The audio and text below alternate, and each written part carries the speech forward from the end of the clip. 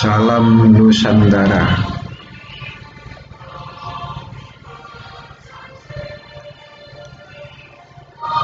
Video ini didedikasikan untuk Indonesia Raya, untuk Bhinneka Tunggal Ika, untuk Garuda Pancasila, merah putih bendera negaraku, dan untuk Undang-Undang Dasar tahun 1945. Video ini tentang cahaya atau optika, pelajaran fisika atau IPA untuk SMP dan SMA.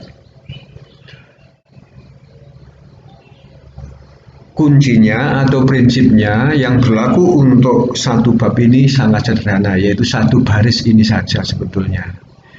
Yakni jika rambatan cahaya dari benda ke mata lurus, maka melihat benda.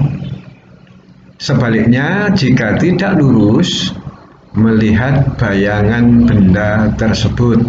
Sebab garis penglihatan selalu lurus. Garis penglihatan adalah garis singgung sinar menjelang masuk mata dan berpangkal pada titik penglihatan.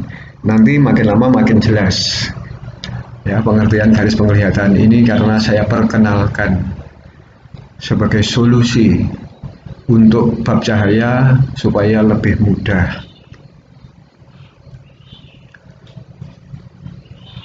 Pemantulan dan pembiasan menghasilkan bayangan karena menyebabkan rambatan cahaya tidak lurus. Jadi nanti fokus kita pada pemantulan dan pembiasan, pemantulan oleh cermin atau sejenisnya, dan pembiasan oleh lensa atau sejenisnya.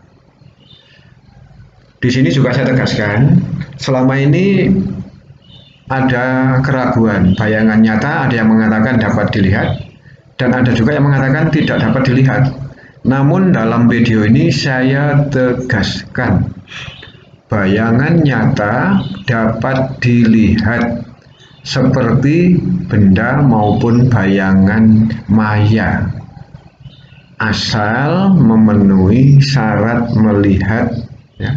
Yakni yang pertama, dari benda atau bayangan datang cahaya ke mata, dan yang kedua, sedekat-dekatnya benda atau bayangan berada di titik dekat atau punktum proximum, singkatannya PP, besarnya kurang lebih 25 cm di depan mata, dan sejauh-jauhnya benda atau bayangan tadi berada di titik jauh atau punktum remotum, disingkat PR.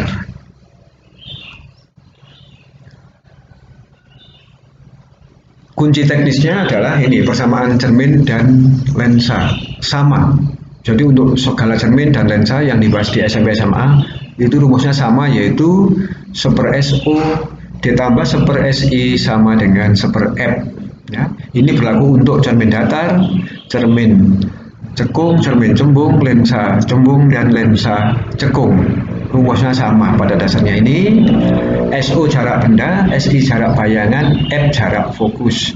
Dengan perbesaran untuk cermin datar, cekung, cembung maupun lensa cembung dan cekung, M sama dengan SI dibagi SO, sama saja dengan HI dibagi HO. HI tinggi bayangan, HO tinggi benda. Di sini sengaja tidak saya gunakan tanda mutlak karena sering-sering tanda mutlak itu membingungkan untuk hitungan matematikanya.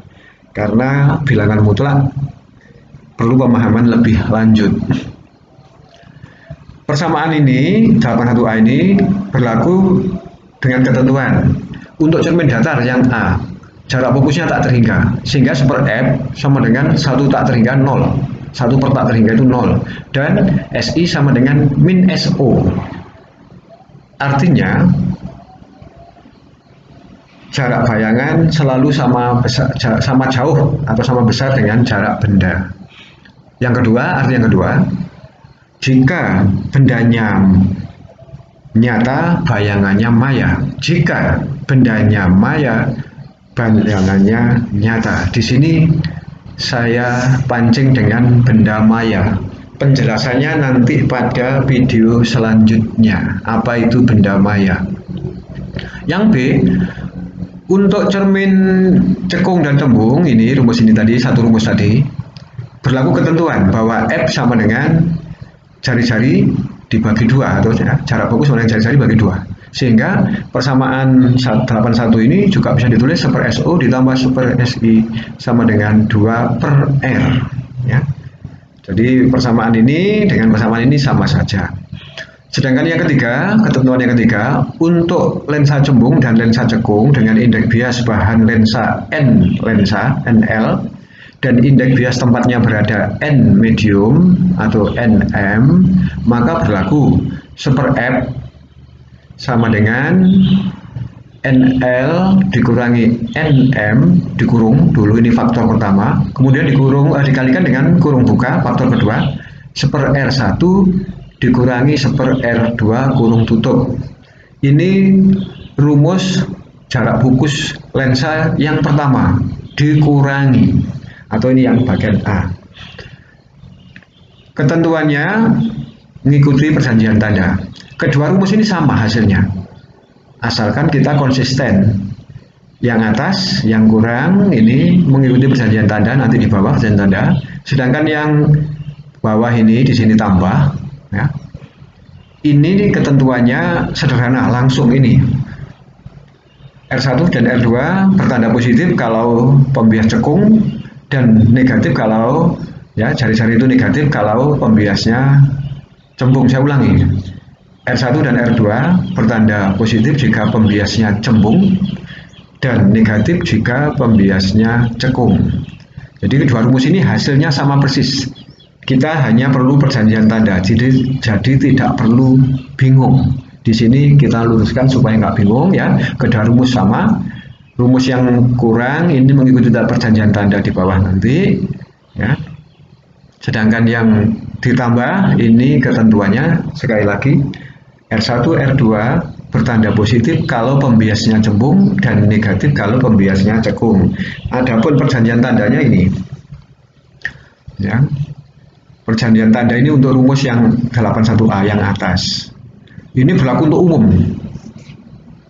Sedangkan yang ketentuan ini hanya berlaku untuk persamaan yang bawah ini saja. Jadi saya ulangi, perjanjian tanda ini berlaku untuk umum, untuk cermin maupun lensa ini untuk umum, termasuk untuk persamaan jarak fokus yang ini, yang dikurangi ini. Sedangkan untuk yang ditambah ketentuannya tadi. Perjanjian tanda untuk umum dan untuk jarak fokus yang faktor keduanya ini dikurangi, ini ya tanda min. Yang pertama ini, semua pengukuran jarak dimulai dari cermin atau lensa, jadi ini umum. Kemudian yang kedua, jarak benda atau SO bertanda positif jika pengukuran berlawanan arah dengan sinar datang. Selama ini sinar datang dari kiri ke kanan. Benda ada di kiri, cermin atau lensa ada di kanan. Jarak benda positif kalau kita mengukurnya dari kanan ke kiri dan sinar datang dari benda ke kanan atau dari kiri ke kanan. Nomor 3, jarak bayangan SI bertanda positif jika pengukuran searah dengan sinar pantul. Ini untuk cermin. Atau searah dengan sinar bias, ini untuk lensa. Nomor 4, jarak fokus F kecil dan jari-jari gelengkungan R kecil bertanda positif jika pengukuran searah dengan sinar pantul. Nomor 4 ini untuk cermin ya, cembung maupun cekung maupun datar. Untuk nomor 5 ini untuk lensa, jarak fokus F dan jari-jari gelengkungan R1 dan R2 lensa ya, bertanda positif jika pengukuran searah dengan sinar bias. Dan yang terakhir nomor 6 perjanjian, tinggi bayangan HI bertanda negatif jika bayangan itu maya. Tentunya positif kalau bayangannya nyata. Apa itu benda maya, apa itu bayangan nyata, bayangan maya, penjelasannya ada pada video berikutnya. Ini jati diri cahaya. Cahaya adalah gelombang elektromagnetik yang terlihat atau yang tampak, atau varian ya, gelombang elektromagnetik yang tampak. Sedangkan varian gelombang elektromagnetik yang tidak terlihat adalah antara lain gelombang TV, gelombang radio, dan sinyal HP. Sisanya masih banyak, nggak saya sebutkan. Rambatan cahaya atau gelombang elektromagnetik tidak memerlukan medium. Medium justru menghambat. Medium yang tidak dapat ditembus cahaya disebut benda gelap. Ini nggak penting, yang penting nomor 2, berikutnya ini yang penting. Medium yang dapat ditembus cahaya disebut zat optik atau benda bening, misal udara, air, dan kaca.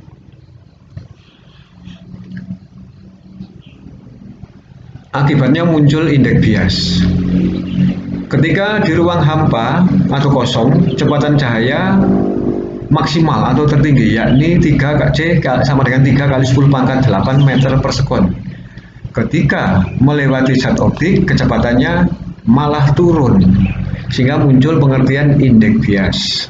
Simbolnya N, juga disebut rapat optik. Nah, indeks bias atau rapat optik zat optik adalah besar cepat lambat cahaya di ruang hampa C dibanding atau dibagi dengan cepat lambat cahaya V dalam zat optik tersebut. Ini adalah indeks bias mutlak sebetulnya, tapi indeks bias mutlak biasa disebut indeks bias saja. Sehingga rumusnya N, indeks bias mutlak atau indeks bias, sama dengan C, cepat lambat cahaya di udara, saya ulangi, cepat lambat cahaya di ruang hampa, dibagi V, cepat lambat cahaya dalam zat optik tersebut. Misal, zat optiknya kaca, yang menyebabkan cepat lambat cahaya dalam kaca turun menjadi 2 kali 10 pangkat 8 meter per sekon dari 3 kali 10 pangkat 8 meter per sekon. Maka indeks bias kaca adalah 1,5. Dari mana? Ini indeks bias kaca atau indeks bias mutlak kaca adalah sama dengan C 3 kali 10 pangkat 8 meter per sekon dibagi dengan V 2 kali 10 pangkat 8 meter per sekon, hasilnya adalah 1,5. Indeks bias tidak memiliki satuan. Kunci berikutnya adalah ya, kunci teknis ini ya sebetulnya, bukan prinsip. Hukum pemantulan cahaya ini berlaku untuk segala peristiwa pemantulan. Yaitu 1. Sinar datang, garis normal, sinar pantul terletak pada satu bidang datar, yaitu bidang kuning ini. Yang kedua, sudut datang I sama dengan sudut pantul. Ini selalu termasuk pada, ya saya ulangi, berlaku untuk segala peristiwa pemantulan, termasuk pada pemantulan baur maupun pemantulan sempurna. Rumusnya sama saja. Kunci teknis yang kedua adalah hukum pembiasan cahaya. Sinar datang dari medium 1 atau zat optik 1, misalnya udara atau ruang hampa. Medium 2-nya ini misalnya kaca yang warnanya toska ini. Hukum pembiasannya berlaku untuk segala peristiwa pembiasan. Sinar datang, garis normal, sinar bias terletak pada satu bidang datar, itu nomor 1.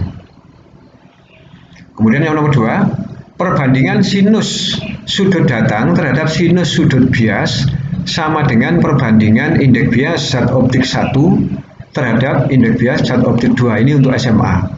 Atau kalau secara matematika ditulis sin I dibagi sin R sama dengan N1 dibagi N2. Ya. I sudut datang, N1 indeks bias tempatnya sinar datang, dan R sudut bias, N2 adalah indeks bias tempatnya sinar bias di sini. Untuk SMP karena belum mengenal sinus, ya ini sinar datang dari zat optik yang indeks biasnya lebih kecil atau disingkat indeks biasnya renggang atau dari zat optik renggang masuk ke zat optik indeks biasnya lebih besar atau zat optik yang lebih rapat mendekati, dibiaskan mendekati normal.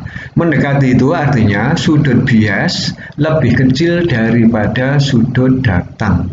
Ini mendekati, aslinya kan lurusnya ke sini. Tapi karena dibiaskan di sini, maka mendekati garis normal. Artinya sudut bias lebih kecil dari sudut datang. Berikutnya, lensa. Ada dua jenis lensa. Lensa cembung, ini yang deretan depan ini lensa cembung semua. Yang kanan atau yang belakang ini lensa cembung semua. Ciri khasnya, lensa cembung itu bagian tengahnya tebal, bagian tepinya tipis. Ada 3 macam lensa cembung, yaitu biconvex atau cembung-cembung, plan convex atau cembung datar, konkav convex atau Indonesianya cembung cekung. Menghadapnya dibolak-balik boleh, ini yang C ini dibolak-balik boleh, yang B juga dibolak-balik sama saja. Sedangkan untuk lensa cekung juga ada tiga macam. Yang seperti ini ya, bagian tengahnya tipis, ini cekung semuanya, bagian tepinya tebal, ini cekung. Yang seperti ini, yang A ini dikenal dengan nama biconcav atau cekung-cekung. Yang seperti ini, datar cekung, ini dinamakan plan konkav. Sedangkan yang ini, cekung cembung, dinamakan konvex konkav. Dibalik seperti ini sama saja. Dibolak-balik menghadapnya boleh saja, nggak berpengaruh. Ya. Kita mau membuktikan persamaan jarak fokus yang ini kurang tadi dan yang ini tambah, hasilnya sama. Juga akan membuktikan dibolak-balik pun menghadapnya sama saja. Ya, jadi kedua rumus ini sama, menghadapnya dibolak-balik juga sama. Kita mulai dari penggunaan rumus yang dikurangi ini, ya, seper R1 dikurangi seper R2 ini. Kalau yang depan sama, nggak ada masalah kan? Ini kita harus mengikuti perjanjian tanda. Contohnya seperti ini. Misal lensa konvex seperti gambar C ini, menghadapnya seperti C, dengan indeks bias 1,5. Dengan jari kelengkungan pertama itu yang ini, karena sinar dari kiri ke kanan. Ini kelengkungan pertama, min 8. Kenapa? Kelengkungan pertamanya akan mengukurnya ke kiri, sedangkan sinar bias nanti setelah menembus lensa ke kanan, sehingga negatif karena berlawanan dengan arah sinar bias. Dari garis kelengkungan kedua yang belakang ini juga negatif. Kenapa? Pengukuran jari kelengkungannya ke kiri, sinar biasnya setelah menembus lensa ke kanan. Alasannya itu kita memakai rumus yang ini. Ya, kita memakai rumus yang ini, rumus yang A ini. Maka super F sama dengan N lensa, maksudnya NL dikurangi NM. Dari soal ini 1,5, mediumnya cahaya atau udara itu 1, sehingga 1,5 dikurangi 1,5. Ini faktor pertama, Faktor kedua, memakai rumus ini. Seper min 8. Karena ini negatif. Ini masukkan min 8. Min tetap di sini, tapi R2-nya min 4, jadi 1 per min 4. Minnya tetap, tapi di sini min 4. Sehingga diperoleh seperti ini. Min 1 per 4. Secara matematika, min menjadi tambah. Jadi min jadi tambah. Samakan penyebutnya. Ini yang depan seper min 8 tetap ditambah seperempat dikalikan ya 2, ini 2 per 8. Faktor yang belakang ini, yang dalam kurung 8 ini diselesaikan, hasilnya sama dengan 2 per 8 dikurangi 1 per 8. Ya, ini harus paham matematikanya. Sehingga diperoleh 1 per 8 dikalikan 1 per 16, hasilnya adalah seper F sama dengan 1 per 16. Maka F sama dengan 16 per 1 atau 16 cm. Jadi ini menghadapnya ke kiri seperti ini, memakai rumus A yang pengurangan di sini. Sekarang yang ini dibalik, menghadapnya ke kanan seperti ini. Masih memakai rumus A, 81A, pengurangan. Kita harus mengikuti perjanjian tanda.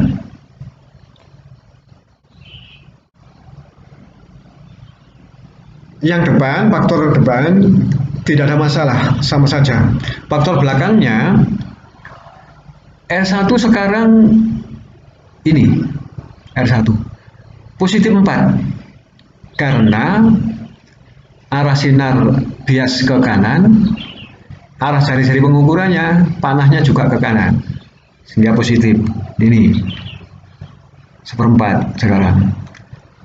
Yang belakang pakai rumus negatifnya tetap ini, tapi R2 nya sekarang juga positif. Kenapa? R2 ke kanan, sinar bias ke kanan.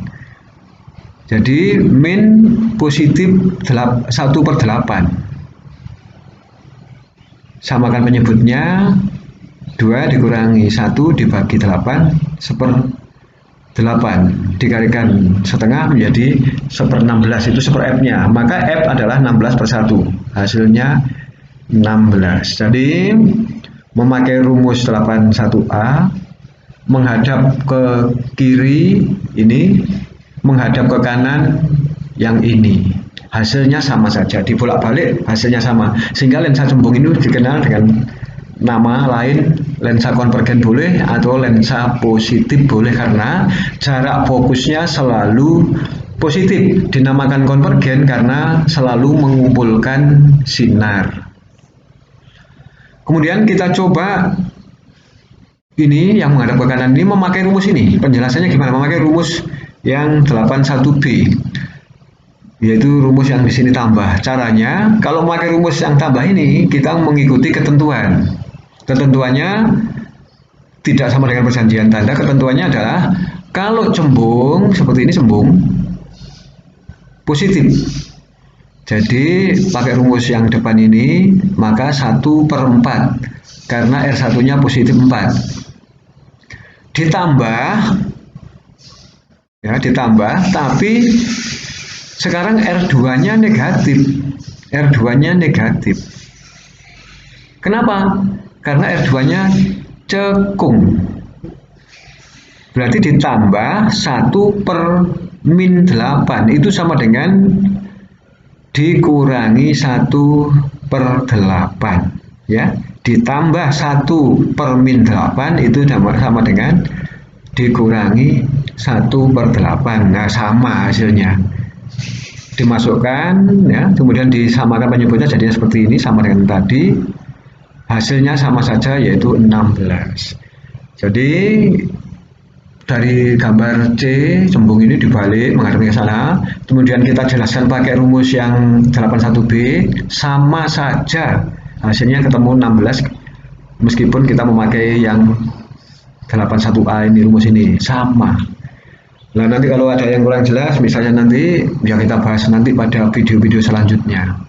Sekarang yang lensa cekung. Lensa cekung juga ada 3, bikonkav tadi sudah, pankonkap. Sekarang yang kita bahas yang ini, yang konkav, konveks konkav, lensa cekung cembung. Kita menggunakan langsung ke rumus 81B, ditambah di sini. Misal, lensa konveks konkav dari kaca dengan indeks bias 1,5 dan jari-jari kelengkungannya yang pertama 6. Kenapa ini 6? Ya, soalnya kok positif 6 maksudnya, karena ini cembung.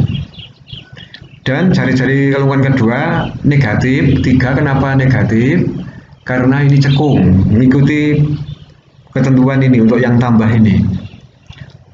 Masukkan ke dalam rumus, ya, faktor pertama tetap 1,5 dikurangi 1,6, 0,2 atau 2/10 kali, ya, R1-nya cembung sehingga 1/6 ditambah, sebetulnya ditambah R2-nya cekung ditambah 1/-3 ditambah 1/min3. Itu sama saja dengan min 1/3 disamakan penyebutnya menjadi min 2/6. Sehingga ketemu min, ya, faktor kedua ini ketemu min 1/6 dikalikan 2/10 hasilnya adalah min 2/60. Ini F. F-nya adalah min 60 dibagi 2 atau min 30. Ketemu negatif. Ya, kita menggunakan B, menghadapnya ke kanan seperti ini, ketemunya negatif min 30. Kemudian kita membuat lompatan di sini. Kita balik, lompatannya ya, kita balik menghadap ke kiri dan kita menggunakan 81A. Ya, kita menggunakan 81A. Bukan ini. 81A ini maksudnya ya. Menggunakan ini. Kita balik 81A. Nah, kalau 81A kita harus ingat perjanjian tanda. Sinar datang dari kiri ke kanan. Pembiasannya dari ke sini. Ya, pembiasan di kanan sini. Pengukuran jarak fokus ke kiri. Sehingga R1 negatif. R2 juga negatif karena pengukuran dari sini R2 ini ke kiri. Sementara sinar bias ke kanannya lensa. Sehingga R1 dan R2 negatif. Masukkan ke rumus yang ini. Ya. Kita campur kombinasi ya. 1 per R1-nya negatif 3 per min 3. Dikurangi ya. 1 per R2 dikurangi 1 per min 6. Dikurangi 1 per min 6 itu sama dengan tambah 1 per 6 ya. Min itu tambah, samakan penyebutnya yang depan jadi 2 per min 6. Ini sama saja dengan 1 per 6 dikurangi 2 per 6 ya. Komutatif ini ya, harus tahu ini. Hasilnya adalah min 1 per 6 dikalikan 2 per 10. Hasilnya adalah 1/F sama dengan min 2 per 60. Maka F sama dengan min 60 dibagi 2 min 30. Jadi pada lensa cekung memakai persamaan A maupun B hasilnya sama saja. Menghadap ke kanan maupun menghadap ke kiri hasilnya sama saja, yaitu selalu negatif. Dalam soal ini selalu min 30 sehingga lensa cekung juga disebut dengan lensa negatif karena jarak fokusnya selalu bertanda negatif, dan disebut juga lensa divergen karena selalu memencarkan sinar bias atau menyebarkan sinar bias, bukan memancarkan ya, tapi memencarkan, divergen sinar bias atau menyebarkan sinar bias. Menghadap ke kiri ke kanan sama saja, pakai rumus 81A maupun 81B sama saja. Kalau ini kurang jelas nanti kita bahas pada video-video selanjutnya. Ini permulaan untuk selanjutnya. Video-video hitung-hitungan soal yang berikutnya ada di video selanjutnya. Itu akan kita bahas tuntas, setuntas-tuntasnya. Di sini kita tidak mencari nilai atau angka di rapot ijazah, tapi kita mulai menanamkan mencari ilmu untuk Indonesia Raya. Jadi kita bahas sampai tuntas, tidak ada keraguan, ya, tidak ada miskonsepsi. Kita bahas tuntas demi Indonesia Raya. Sekian, terima kasih.